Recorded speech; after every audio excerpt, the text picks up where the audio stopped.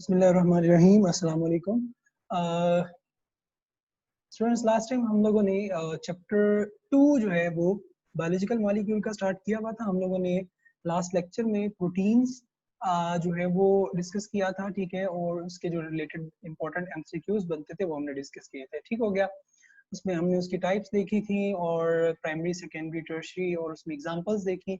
उसके बाद हमने डिस्कस किया कि जी हमारे पास जो है वो आपके हैं फाइब्रस और ग्लोबुलर प्रोटीन्स होती हैं। अच्छा, नेक्स्ट हम मूव करते हैं। तो नेक्स्ट हमारे पास जो बायोलॉजिकल मॉलिक्यूल आ रहा है दैट इज लिपिड्स। और लिपिड्स जो है वो आप लोगों को पता है कि यहाँ पे डायग्रामेटिकली अगर आप देखेंगे तो यहाँ पे हमारे पास जो स्ट्रक्चर इंडिकेट कर रहा है दैट इज द फॉस्फोलिपिड।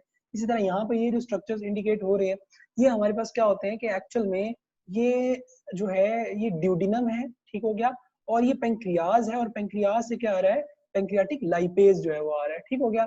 इसी तरह यहाँ पे अगर हम देखेंगे तो ये नर्व सेल है। अगर आप सोचें तो ये नर्व सेल को मैं लिपिड्स के साथ कैसे कनेक्शन करूंगा, तो लिपिड्स ये जो सराउंडिंग्स में ये जो है ये एक्चुअल में मोटर नर्व है। तो मोटर नर्व की सराउंडिंग में यानी जो एक्सन है इसके ऊपर जो है वो हमारे पास क्या है, श्वान सेल जो है, ठीक हो गया। और श्वान जो सेल्स है, ठीक है, ये आपको पता था कि फैटी लेयर होती है, और फैटी लेयर क्या कर रही होती है, ये एक्चुअल में नर्व इंपल्स को जो है वो स्पीडली क्रॉस हो रही होती है। यहाँ देखिए ये वाली जो नर्व इंपल्स बहुत ज्यादा स्लो है, यहाँ पे क्या बहुत ज्यादा फास्टली जो मूव कर रही है। इस तरह यहाँ देखेंगे तो हमारे पास ये फॉस्फोलिपिड का स्ट्रक्चर है, ठीक है। यहाँ देखेंगे तो ये वाला जो स्ट्रक्चर हमें नजर आ रहा है दैट इज फॉस्फोलिपिड, ठीक है। तो ये एक्चुअल में उसको अलग करके दिखाया हुआ है जिसमें सैचुरेटेड और अनसैचुरेटेड फैटी एसिड के हवाले से आ रही है चीजें, ठीक हो गया। अच्छा, नेक्स्ट मूव करते हैं। तो जर्नल फीचर्स है जो बहुत ज्यादा इंपॉर्टेंट है, ठीक है। अच्छा, इसमें लिपिड जो है अगर हम इसको डिफाइन करना चाहें तो हेटेरोजेनस ग्रुप ऑफ कंपाउंड्स है। इसमें जो बायो एलिमेंट कौन सा होगा, कार्बन होगा, हाइड्रोजन होगा और ऑक्सीजन होगा, ठीक हो गया। अच्छा, इसी तरह हमारे पास जो है जर्नल कैरेक्टर्स की अगर हम बात करेंगे तो insoluble in water but soluble in ether, alcohol, chloroform and benzene. इसी तरह सेकंड में देखेंगे lipid include fats, oil, waxes वगैरह, ठीक है। हाइड्रोफोबिक होते हैं, ठीक है, कंपोनेंट ऑफ सेल मेम्ब्रेन है, ठीक हो गया। हायर प्रोपोर्शन ऑफ हाइड्रोजन, ये बहुत ज्यादा इंपॉर्टेंट एक चीज है जो कि आपने याद रखनी है, ठीक है। ये आगे जैसे लेक्चर परसू होगा तो वहां पे हम जाके इसको देखेंगे, ठीक हो गया। और लो प्रोपोर्शन ऑफ ऑक्सीजन है, ठीक है। ये दोनों पॉइंट्स को जब नोट कर लीजिएगा, जो high proportion of carbon hydrogen bond और लो प्रोपोर्शन ऑफ ऑक्सीजन, ठीक हो गया। उसके अलावा have double the amount of energy as carbohydrate, ये भी एंटी टेस्ट में एकदम पूछा जा चुका है, ठीक है। ये तीनों चीजें बहुत ज्यादा इंपॉर्टेंट है, ठीक है। तो इसमें पूछ सकते हैं which biomolecule has double the amount of energy as compared to carbohydrates, ठीक। इसी तरह हमारे पास जो है वो act as insulation, simple lipids जो है वो प्रोवाइड कर रहे होते हैं। इसी तरह वैक्सेस जो है वो एक्सोस्केलेटन का पार्ट्स होते हैं। क्यूटिन जो है वो एडिशनल प्रोटेक्टिव लेयर होती है, आपको पता है प्लांट्स की सराउंडिंग्स में, प्लांट की जो लीफ सरफेस है उस पर भी, ठीक हो गया, और एनिमल्स में भी जो है। अच्छा, इसी तरह आगे मूव करते हैं तो हमारे पास क्लासिफिकेशन, हम नंबर्स ऑफ आप कह सकते हैं बेसिस पे हम इसको क्लासिफाई कर देते हैं, जिसके अंदर जो है वो हमारे पास इसाइल ग्लिसरॉल है, कैरोटिनॉइड्स हैं, वैक्सीज, स्टीरॉइड्स हैं, इधर फॉस्फोलिपिड्स हैं, स्फिंगोलिपिड्स हैं, ग्लाइकोलिपिड्स, टर्पिनॉइड्स, ठीक हो गया। अच्छा, अब हम मूव करते हैं कि इसाइल ग्लिसरॉल क्या है, ठीक हो गया। यानी हमारे पास इसाइल ग्लिसरॉल किस तरह से बन रहा होता है, तो उसमें एक चीज याद रखिएगा, हमारे पास एक चीज आ जाती है इसाइल ग्लिसरॉल प्लस फैटी एसिड, यानी asters of fatty acid and fatty acid और अल्कोहल आपस में क्या करेंगे, कंबाइन करेंगे, और कंबाइन करने के बाद हमारे पास क्या बना रहे होंगे, इसाइल ग्लिसरॉल जो है वो बना रहे होते हैं, ठीक हो गया। अच्छा, इसी तरह यहाँ पे एक मैंने बुक का ही ये जो एक्चुअल में डायग्राम है, ठीक है, इसको उठा के मैंने यार डायरेक्शन है शो किया हुआ है। इसमें सबसे पहले आ रहा है अल्कोहल, ठीक हो गया। अब इसको गौर से देखिएगा, अल्कोहल है, ठीक है, इसको आप कह सकते हैं ये हमारे पास एथेनॉल है, ठीक हो गया, या इथाइल अल्कोहल है, ठीक। अच्छा, दूसरी तरफ है एसिटिक एसिड। अब फॉर्मेशन होती है, वाटर बनता है और एस्टर बन जाता है। यहाँ पे नीचे एक लाइन लिखी है, as indicated by dotted square, dotted square तो नहीं है, खैर मैं बना देता हूँ। OH is release from alcohol, ठीक है, एंटीटेस का पॉइंट। एंड हाइड्रोजन कहाँ से आ रहा है, एसिड से आ रहा है, ठीक है। हाइड्रोजन कहाँ से आ रहा है, यानी यहाँ से हाइड्रोक्सल, इधर से हाइड्रोजन, और ये क्या बना देगा हमारे पास, एस्टर बॉन्ड बना देता है, प्लस हमारे पास क्या बना देगा, वाटर जो है वो फॉर्मेशन कर देता है। समझ आ गई इस बात की। नीचे एक और चीज लिखी हुई है, fatty acids are one of the most important components of triglyceride. ठीक हो गया। ये पूछा जा सकता है कि what are the most important component जो है वो ट्राइग्लिसराइड के हैं, तो उसमें याद रखिएगा आंसर क्या आ जाएगा, फैटी एसिड। ये अलग एक एमसीक्यू बन सकता है, ठीक है। और जब एस्टर फॉर्मेशन होती है तो हाइड्रोक्सिल इज प्रोवाइडेड बाय, ठीक हो गया। अगर मैं कहूं पेप्टाइड बॉन्ड, पेप्टाइड बॉन्ड में क्या था, कार्बोक्सिलिक ग्रुप का हाइड्रोक्सिल और अमाइनो ग्रुप का हाइड्रोजन, ठीक हो गया। तो यहाँ पे लिपिड्स में थोड़ी सी डिस्टिंक्शन याद रखनी है आपने। अच्छा आगे मूव करते हैं हमारे पास। तो यहाँ पे अगर आपको याद हो, मैंने फर्स्ट लेक्चर आप लोगों को दिया था, ठीक है। और फर्स्ट लेक्चर में मैंने आपको बताया था कि भाई आप लोगों को जो फैटी एसिड का स्ट्रक्चर जो है वो पता होना बहुत ज्यादा जरूरी है, ठीक हो गया। उसमें एक तो मैंने आपको कहा था कि आपके पास ग्लिसरॉल का स्ट्रक्चर बहुत ज्यादा जरूरी है, ठीक है। मैंने बताया था कि जी 3 कार्बन होती हैं और हर एक के साथ जो है वो हाइड्रोक्सिल जो है वो अटैच होता है, ठीक हो गया। फिर मैंने बताया था कि आपको जो है ग्लिसरॉल के अलावा फैटी एसिड का जो है वो भी हमारे पास पता होना चाहिए। फैटी एसिड का जनरल फार्मूला हमने क्या पढ़ा था, RCOH, ठीक हो गया। अच्छा अब ये याद रखना है हमने, ये ऑलरेडी हम पहले देख चुके हैं। अब हमारे पास एक चीज याद रखनी है कि जी ट्राइग्लिसराइड कैसे बनता है, ठीक हो गया। अब ट्राइग्लिसराइड की अगर हम बात करते हैं, ठीक है, तो ट्राइग्लिसराइड इसमें होगा ये 1 ग्लिसरॉल, ठीक, कंबाइन करेगा 3 फैटी एसिड्स के साथ। किन के साथ, 3 फैटी एसिड, ठीक हो गया। यहाँ देखिएगा ये हमारे पास क्या है, फैटी एसिड्स हैं, समझ आ गई। ये हमारे पास क्या है, फैटी एसिड्स हैं, ठीक है। मैं इनको दूसरी साइड पे जो है वो लेके जाता हूँ, मैं आपको पहले वहां समझाता हूँ फिर मैं लेके आता हूँ, ओके। यहाँ पे अगर हम देखें ये हमारे पास जो है व्हाइट बोर्ड शो हो रहा है और इसके ऊपर जो है हमारे पास क्या है जी, ये हो गया जी। अच्छा अब हमने कहा कि जस्ट अ मिनट, ओके, ये हमारे पास आ गया जी। अब यहाँ पे देखिएगा आपने एक चीज याद रखनी है जो बहुत ज्यादा जरूरी है और बहुत ज्यादा इंपॉर्टेंट है, ठीक है। वो क्या है कि हमारे पास मैंने अभी आपको बताया कि जो ट्राइग्लिसराइड है, ठीक है, ट्राइग्लिसराइड हमारे पास क्या है, तो मैंने आपको क्या बताया, हमारे पास ट्राइग्लिसराइड में क्या होता है कि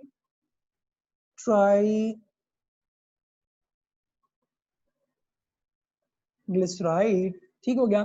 अब ट्राइग्लिसराइड के अंदर हमने क्या कहा जी, 3 फैटी जो है वो क्या है हमारे पास, 1 ग्लिसरॉल है प्लस 3 फैटी एसिड्स हैं, ठीक हो गया ना। 1 ग्लिसरॉल की अगर हम बात करते हैं तो अभी मैं आपको बता के आ रहा हूँ कि 3 कार्बन हमारे पास होंगे जो कि हाइड्रोक्सिल रखते होंगे और hydrogen hydrogen hydrogen hydrogen and hydrogen होगा। इसी तरह अगर हम फैटी एसिड का बनाए तो फैटी एसिड का फॉर्मूला क्या पड़ा है, RCOH, ठीक हो गया। मैंने सिंपली इसको यहाँ पे रिवर्ट कर देना है। रिवर्ट कैसे करूंगा कि मैं इसको लिख सकूंगा HOCR, इसी तरह HOCR, इसी तरह HOCR, ठीक हो गया। अब मैंने आपको बताया कि हमारे पास जब फॉर्मेशन होगी तो ग्लिसरॉल अल्कोहल क्या प्रोवाइड करेगा, हाइड्रोक्सिल, और हाइड्रोजन कहाँ से आएगी हमारे पास, फैटी एसिड से, ठीक हो गया। और इसके रिजल्ट में क्या होगा, 3 वाटर मॉलिक्यूल जब रिलीज होंगे, जो रिजल्टेंट हमारे पास जो स्ट्रक्चर बन जाएगा वो क्या बनेगा, इस तरह से 3 कार्बन बन गए, इनके साथ जो है वो हमारे पास क्या है, हाइड्रोजन है, ठीक हो गया। उसके बाद हमारे पास अब यहाँ से जो है वो क्या हो गया, हाइड्रोक्सिल रिमूव हो गया हुआ है। पीछे हमारे पास, ठीक है, यहाँ पे क्या चीज रह गई है, ये स्ट्रक्चर रह गया है और ये इस तरह से हमारे पास बन जाएगा, ठीक हो गया। अब यहाँ पे याद रखना कि ये कार्बन इसके साथ कनेक्टेड नहीं है ऊपर वाले फैटी एसिड के साथ। अक्सर स्टूडेंट मिस्टेकनली जब फार्मूला वगैरह पूछा जाता है, ठीक है, तो उसमें जो है वो क्या कर लेते हैं, मिस्टेक का जो है क्रिएट कर देते हैं। अब आप अंदाजा करिए अगर आपसे पूछा जाए ये जो गिवन स्ट्रक्चर है, ठीक है, गिवन स्ट्रक्चर है, इस स्ट्रक्चर के अंदर how many ester bond exist, ठीक हो गया। अगर मैं कहूं कितने, ये structure by the way triglyceride है, ठीक हो गया। तो ट्राइग्लिसराइड में कितने एस्टर बॉन्ड है हमारे पास, 3 एस्टर बॉन्ड जो है वो हमारे पास होते हैं। समझ आ गई इस बात की? ये चीज माइंड में बिठानी है और इस फार्मूला को एटलीस्ट जो है वो 4 to 5 टाइम्स जो है वो लिख के प्रैक्टिस करना है ना। अब ये तो हो गया ट्राइग्लिसराइड। अब नेक्स्ट मूव करते हैं, ठीक है। अब ये जो आगे पढ़ाने लगा हूँ ये बहुत इंपॉर्टेंट है, ठीक है। उसमें ये जो फैटी एसिड का जो स्ट्रक्चर है, ठीक है, फैटी एसिड के हवाले से, ठीक है, वो बताऊंगा। फैटी एसिड हमारे पास जो है आपको पता है कि जी अगर बुक के अकॉर्डिंग मूव करते हैं तो फैटी एसिड हमारे पास दो तरह के होते हैं। एक हमारे पास होते हैं जिन्हें हम कहते हैं सैचुरेटेड, और दूसरे हमारे पास क्या होते हैं, अनसैचुरेटेड। ठीक हो गया। अब सैचुरेटेड और अनसैचुरेटेड में डिफरेंस क्या है हमारे पास? ये जो सैचुरेटेड होंगे उनके अंदर सिंगल कोवेलेंट बॉन्ड होता है, जबकि जो हमारे पास अनसैचुरेटेड होते हैं, अनसैचुरेटेड के अंदर क्या होता है, डबल या ट्रिपल बॉन्ड हमारे पास क्या करता है, कार्बन कार्बन के दरमियान में क्या करेगा, एग्जिस्ट जो है वो करेगा। इधर सिंगल बॉन्ड जो है हमारे पास क्या होता है, कार्बन कार्बन के दरमियान में होता है। ठीक हो गया। अच्छा, अब हमारे पास एक और चीज याद रख लेनी है कि बुक में ही अगर हम मूव करते हैं तो बुक में आपके पेज 25 पे, ठीक है, जो फर्स्ट पैराग्राफ है उसकी इवन फर्स्ट लाइन में क्लियरली लिखा हुआ है कि फैटी एसिड जो है वो कंटेन इवन नंबर्स, ठीक है, इवन नंबर ऑफ कार्बन, यानी फैटी एसिड में क्या होता है, इवन 2 to 30। ठीक है, इसमें ये नहीं होगा कि जी कोई एक फैटी एसिड है तो उस फैटी एसिड के अंदर जो है वो हमारे पास 5 कार्बन है, नहीं, 2 to 30 होगा। इवन नंबर होंगे, 2 होंगे, 4 होंगे, 6 होंगे, ठीक है, 8 होंगे, सो ऑन। ठीक हो गया। अच्छा, एक तो ये हो गया। दूसरा, बुक में अगर हम एग्जांपल्स के तौर पर मूव करें तो हमारे पास एक चीज याद रखनी है कि जो एग्जांपल 4 एग्जांपल दी हुई है, एसिटिक एसिड, ब्यूटारिक एसिड, ठीक है, इसमें सैचुरेटेड में हमारे पास जो है वो आ जाता है एसिटिक एसिड। ठीक हो गया। इसी तरह हमारे पास आ जाएगा ब्यूटारिक एसिड। ठीक हो गया। ब्यूटारिक एसिड के बाद हमारे पास जो दिया हुआ है वो पैल्मिटिक एसिड दिया हुआ है। ठीक हो गया। इसी तरह अगर हम बात करते हैं जो अनसैचुरेटेड की, तो एक ही अनसैचुरेटेड की एग्जांपल दी हुई है, ओलिक एसिड। ठीक हो गया, ओलिक एसिड। ठीक हो गया। ओके जी। अब एक और चीज जो याद रखने वाली वो क्या है, एसिटिक एसिड की अगर हम बात करेंगे तो एसिटिक एसिड के अंदर जो है वो कितनी कार्बन होती है हमारे पास, 2। ब्यूटारिक एसिड में कितनी कार्बन होती है, 4। पैल्मिटिक एसिड में कितनी कार्बन होती है, 16। और ओलिक एसिड के अंदर कितनी कार्बन होती है, 18। ठीक हो गया। नाउ अब हमारे पास ओके तो हम बात कर रहे थे, हमने क्या कहा जी कि हमारे पास जो है वो ये अनसैचुरेटेड की एग्जांपल आपने याद रखनी है और सैचुरेटेड की एग्जांपल याद रखनी है। कार्बन नंबर याद रखना है, ये एंट्री टेस्ट में पूछा जाता है कि जी how many carbon number exist in acetic acid, how many carbon number exist in butyric acid, how many carbon number exist in palmitic acid and how many carbon number exist in oleic acid. एक तो ये हो गया। दूसरा पूछा जाता है unsaturated और सैचुरेटेड कौन से हैं। क्लियर हो गया। ओके अब हमारे पास एक और चीज जो इसमें बड़ी इंपॉर्टेंट आ जाती है वो क्या है, वो इसका है फार्मूला। आपने एक चीज याद रखनी है कि जब भी आपने हमारे पास फार्मूला लिखना है फैटी एसिड का तो दो चीजें याद रखनी है। एक आपने याद रखना है नंबर ऑफ कार्बन एटम्स कितने हैं, ठीक है, जिस तरह अभी हमने कहा जी एसिडिक एसिड में 2 है। इसी तरह आपने दूसरी चीज याद रखनी है कि हमारे पास अगर फैटी एसिड है, ठीक है, तो उस केस में आपने काम ये करना है कि जब फार्मूला लिखेंगे तो फॉर्मूला के स्टार्ट में आपने CH3 और एंड पे आपने क्या करना है, COOH लाजमी लिखना है। समझ आ गई इस बात की? यानी जब इसको क्लिक करेंगे आपस में तो ये क्या हो गया, CH3COOH, ये किसका फॉर्मूला हो गया, एसिटिक एसिड का। ठीक है, किसका फॉर्मूला हो गया, एसिटिक एसिड का। अब एसिटिक एसिड में अगर हम बात करते हैं उसके मॉलिक्यूलर फॉर्मूला की, तो 2 अगर कार्बन हो, ठीक है, तो हाइड्रोजन कितने होंगे, 3 and 4। ऑक्सीजन कितने होंगे हमारे पास, 2। ठीक हो गया, ये याद रखना। इसी तरह अगर हम बात करें, मैं कहता हूँ कि जी जो हमारे पास ब्यूटारिक एसिड है, ठीक है, ब्यूटारिक एसिड है, ठीक है, ब्यूटारिक एसिड में कितनी कार्बन है, C4 है। अब मैंने क्या बताया, पहले आपने CH3 लिख देना है, फिर आपने COOH लिख देना है। अब जो सेंट्रलाइज, अब कितनी कार्बन पूरी हो गई है जरा देखें, 1 कार्बन और 2 कार्बन पूरी हो गई है। अब कितनी टोटल है, 4। कितनी रह गई है, 2 रहेगी। तो जितनी कार्बन रिमेनिंग है आप क्या करेंगे, उतने CH2 लगा देंगे। ठीक हो गया, 2 CH2 लगेंगे, CH2 ठीक हो गया। और इसका अगर मैं कहूँ कि जी मॉलिक्यूलर फार्मूला क्या है, तो मॉलिक्यूलर फार्मूला क्या होगा, कितने कार्बन है, 4। हाइड्रोजन कितने हैं, ये काउंट कर लें, 3 4 5 6 7 8। ठीक हो गया, H8 हो गया। और ऑक्सीजन कितने हो गए, 2 हो गए। अब ये बहुत ज्यादा जरूरी है, मैं इनको स्टार लगा रहा हूँ, ठीक है, फिर मैं इसको एंड पे भी आपको बताता हूँ कि ये किस तरह से जरूरी है। इसी तरह अगर हम बात करते हैं पाल्मिटिक एसिड की, तो पाल्मिटिक एसिड के अंदर जो है वो हमारे पास कितनी कार्बन, हमने कहा जी 16 कार्बन है, ठीक हो गया। अच्छा जी, अब इसको लिखेंगे कैसे, CH3। उसके बाद मैंने क्या बताया, आपने क्या करना है, COOH एंड पे लगा देना है, ठीक हो गया, ये COOH एंड पे लग गया, ठीक। उसके बाद आपने क्या करना है, पीछे अब ये 2 कार्बन पूरी होगी, पीछे कितने कार्बन रह गए हमारे पास, 14। तो 14 आप क्या करेंगे, CH2, ठीक है, CH2 CH2 CH2 CH2, ठीक हो गया, CH2 CH2, ठीक है। इसी तरह इसको लिख देता हूँ इस तरह से, ये कितने होंगे जी, 1 1 2 3 4 5 6 7 8, ठीक हो गया। फिर CH2, फिर CH2, फिर CH2, ठीक है, 9 10 11 CH2 12, CH2 13, CH2 14, ठीक हो गया। उसके बाद CH2 15 है, और ये आ गई सेंट्रलाइज्ड हमारे पास कार्बन, ठीक हो गया। और एंड पे मैंने क्या बताया आपको, COOH आपने लगा दिया, सही। अच्छा, अब मॉलिक्यूलर फॉर्मूला क्या लिखेंगे जी इसका, कितनी कार्बन है, C16, हाइड्रोजन कितने हैं जी, काउंट कर ले हम जरा यहाँ पे। अब यहाँ पे जब हाइड्रोजन देखेंगे तो याद रखना, कार्बन जो है, ठीक है, यहाँ पे जो हाइड्रोजन है ये एक्चुअल में कार्बन का डबल होगा। क्या होगा, जो हमारे पास हाइड्रोजन होता है इन फैटी एसिड इज डबल, ठीक है, ऑफ कार्बन कह लो। तो अब यहाँ 16 है तो ये क्या हो जाएगा 32, but in saturated fatty acid, इसमें सैचुरेटेड फैटी एसिड के अंदर, ठीक हो गया। और ऑक्सीजन कितने होंगे, ये 2 ही ऑक्सीजन है पूरे मॉलिक्यूल के अंदर, 2 ऑक्सीजन आ गए, ठीक हो गया। इसी तरह अगर हम बात करते हैं हमारे पास ओलिक एसिड की, अब ओलिक एसिड में हमारे पास हमने क्या कहा जी, ओलिक एसिड के अंदर जो है वो हमारे पास क्या होते हैं जी, 18 कार्बन है, ठीक हो गया। बट अब यहाँ पे एक चीज जो बहुत ज्यादा जरूरी है वो क्या है कि ये अनसैचुरेटेड है। अनसैचुरेटेड में 2 चीजें याद रखनी है, कार्बन नंबर, ठीक हो गया। दूसरी चीज जो याद रखनी है, डबल बॉन्ड या ट्रिपल बॉन्ड, और कौन कौन सी कार्बन, लाइक अगर हम ओलिक एसिड की बात करेंगे तो C9 और C10 के दरमियान में क्या होती है, डबल बॉन्ड होता है। अच्छा, अब अगर हम इसको ओपन अप करके लिखेंगे तो मैंने क्या बताया, स्टार्ट में आप CH3 लिख दें और एंड पे आप क्या लिख देंगे हमारे पास COOH, ठीक हो गया। और सेंटर में आप क्या कर दें, CH2 पूरे कर दें, तो ये हो जाएगा CH2 CH2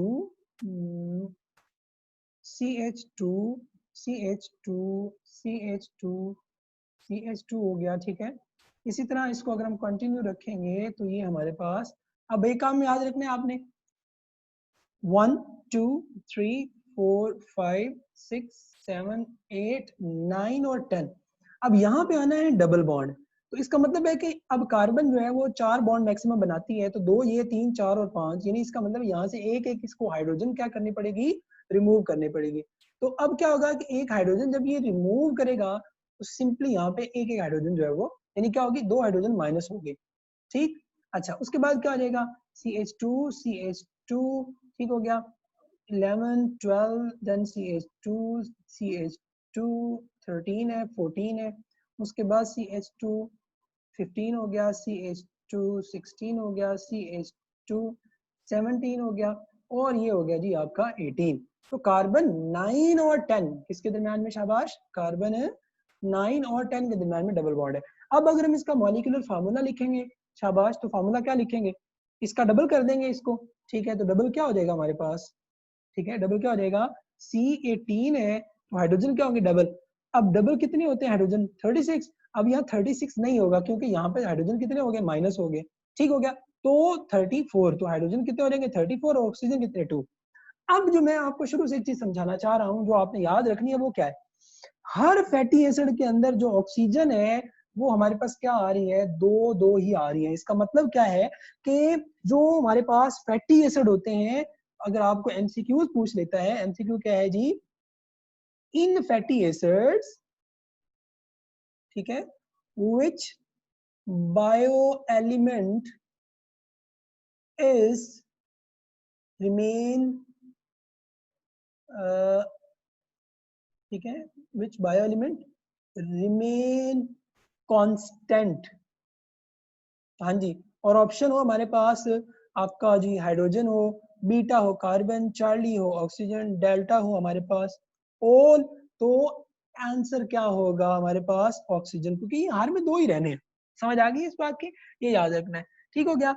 अच्छा, इसी तरह अगर आपके एक और एमसीक्यू पूछ लेते हैं, ठीक है, वो आपको कहते हैं जी, ठीक है, फैटी एसिड, ठीक है, कंटेन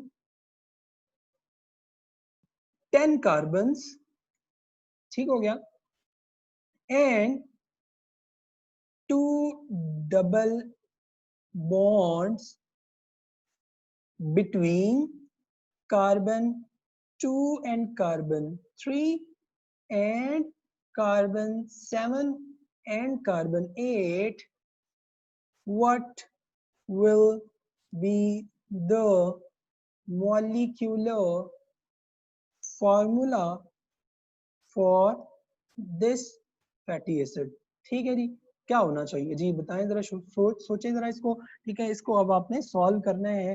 ठीक है, बी है, चार्ली है और डेल्टा है। ठीक है, मैं इसके ऑप्शन लिख देता हूँ हमारे पास, C10H20O2, C10H22O10, ठीक हो गया। इसी तरह C10H हमारे पास क्या आ जाएगा, 20H2 ऑक्सीजन, सॉरी, ठीक हो गया, O2 आ जाएगा, और C10H18O2। जी आंसर क्या होना चाहिए, शाबाश, सोचें जरा क्या होना चाहिए। देखो, दो हमारे पास क्या है, ठीक है, दो हमारे पास क्या हो गए हैं, जो डबल बॉन्ड है वो